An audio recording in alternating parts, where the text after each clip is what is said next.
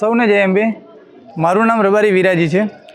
અંબાજી ગામમાં જે બધાને ખબર જ છે કે જે શક્તિ કોરિડોર બનવા જઈ રહ્યો છે, 1200 કરોડના ખર્ચે માતાજીનો વિકાસ થવા જઈ રહ્યો છે, ત્યારે 4 મહિના પહેલાં જે રબારીવાસ વિસ્તારમાં જે મકાનો તોડી દેવામાં આવ્યા સરકારશ્રી દ્વારા, તેમાં સરકારશ્રીએ વૈકલ્પિક વ્યવસ્થા ઊભી કરવામાં આવી।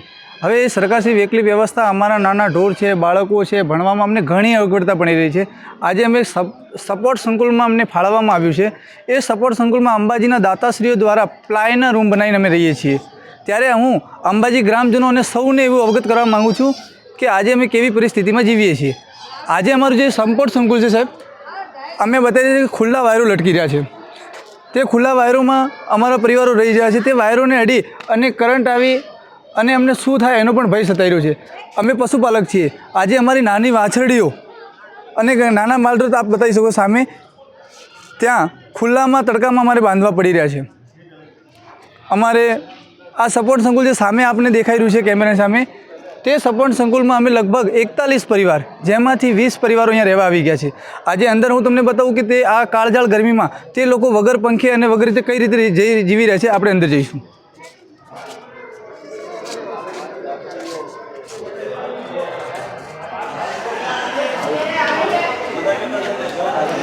આજે અહીંયા જીવી રહ્યા છીએ। અમે તમને બતાવીશું અમારા બુઝુર્ગ જે બીમાર અવસ્થામાં છે, તેમને પંખાની પણ અમારે વ્યવસ્થા કરવાનો ફરજ પડી રહ્યો છે। આજે તમે જોઈ રહ્યા છો કે જે પ્લાયથી નાના નાના રૂમો અંબાજીના દાનદાતાશ્રીઓ દ્વારા ઊભા કરવામાં આવી રહ્યા છે। હવે આ રૂમોમાં અમારે આ કાળઝાળ ગરમીમાં અને આ ચોમાસું કેવી રીતે કાઢવું તે પણ પ્રશ્ન થઈ ગયો છે। અમારા જે બુઝુર્ગો આપ જોઈ રહ્યા છો, તે વર્ષોથી બાપદાદાના સમયથી અહીંયા રહી રહ્યા છે, પણ કાયદાની અજ્ઞાનતાના કારણે અમે અમારા મકાનો પાકા ના કરાવી શક્યા। અને એ કાયદાનું જ્ઞાન અમને ન હતું, પણ વહીવટીતંત્રને તો કાયદાનું જ્ઞાન હતું, તો અમારા બાપદાદાઓ વર્ષોથી રહેવા આવ્યા તે સમયે અમને દબાણો દૂર કરવાની જરૂર હતી। આજે આ અમે બધા જ ગરીબ માણસો આ પરિસ્થિતિમાં જીવી રહ્યા છીએ।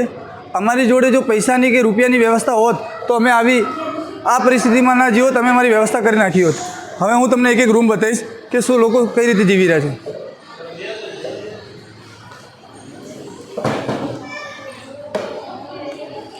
આજે સપોર્ટ સંકુલનો રૂમ છે સાહેબ, તેમાંથી જો પાછળ આટલી મોટી બારી છે, ગમે ત્યારે ચોર વરસાદમાં આ રૂમોમાં રહેવું અમારા માટે બહુ કાઠું છે। આ જે વસ્તુમાં અમે જીવી રહ્યા છીએ, અમારા નાના નાના બાળકો છે, એમને ગરમીમાં કઈ રીતે રાખવા એ પણ પ્રશ્ન થઈ ગયો છે।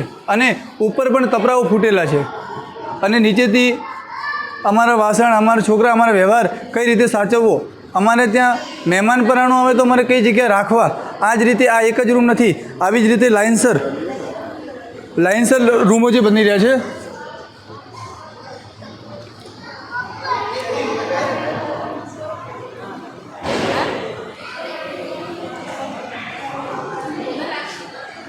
એક આ રૂમ છે, જે રૂમોમાં લાઇટનું મોટું બોર્ડ લાગેલું છે, ત્યાં પણ લોકો તમે જોઈ શકો છો।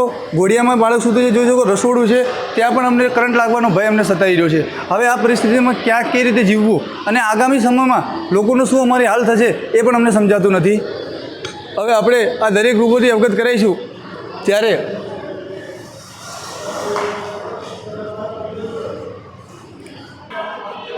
અત્યાર સુધીમાં આપણે જે વિડીયોમાં જોઈ રહ્યા છીએ, જે પ્લાયના મકાનો, તે પણ અમને સરકારશ્રી બનાવી નથી આપી રહ્યા। આ જે પ્લાયના છે તે અમુક ગામના દાતાશ્રીઓ દ્વારા બનાવવામાં આવ્યા છે, અમુક દાનદાતાઓ દ્વારા। ત્યારે અમારી રહેવાની વ્યવસ્થા થઈ છે। અમારે રાત્રે ઊંઘવામાં તમે ઉપરથી જોઈ શકો છો, એક પણ પંખો અહીંયા નથી, અને આ એક લાઇટના ભરોસે અમે છીએ। ત્યારે આ સંકુલ આપ જોઈ શકો છો, અહીંયા રહેવું, અને આ પણ દાતાઓની મહેરબાની છે। અમને ફક્ત ને ફક્ત આ ખાલી સંકુલ મળ્યું છે સરકાર તરફથી, અમને સરકારની બીજી વ્યવસ્થા નથી। લાઇટ પાણી અમને આપ્યું છે સરકારે। બીજું આપ શ્રી જોઈ રહ્યા છો,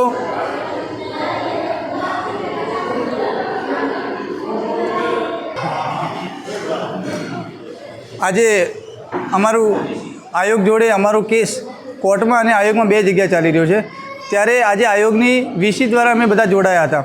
ત્યારે એસડીએમ મેડમ તો અગાઉ પણ અમને જાહેરમાં 2 ધારાસભ્યશ્રીઓની હાજરીમાં અને 1 સાંસદશ્રીની હાજરીમાં એવું બોલીને ગયા હતા કે તમારી રહેવાની વ્યવસ્થા પ્રધાનમંત્રી આવાસમાં અમે કરીને આપીશું। તેમ છતાં અમે આયોગમાં લડીએ છીએ। આયોગમાં અમને આજની તારીખ હતી 20માં, વીસીમાં આજે મેડમ એવું બોલી રહ્યા છે કે તમને બધી વ્યવસ્થા થઈ ગઈ છે, વ્યવસ્થા આ લોકો અહીંયા બેઠા છે, અમે બેઠા નથી, અમને બેસાડવામાં આવ્યા છે. અંબાજી પીઆઈ સરકાર દ્વારા, ગ્રામ પંચાયત દ્વારા અમને અહીંયા બેસાડવામાં આવ્યા છે. અને હવે અમારી માંગણી એવી છે કે સરકાર સત્વરે અમને કાયમી પ્લોટ અથવા પ્રધાનમંત્રી આવાસ યોજનામાં અમારું મકાન આપે અને સત્વરે અમે અમારો પૂર્ણ વસવાટ કરી શકીએ.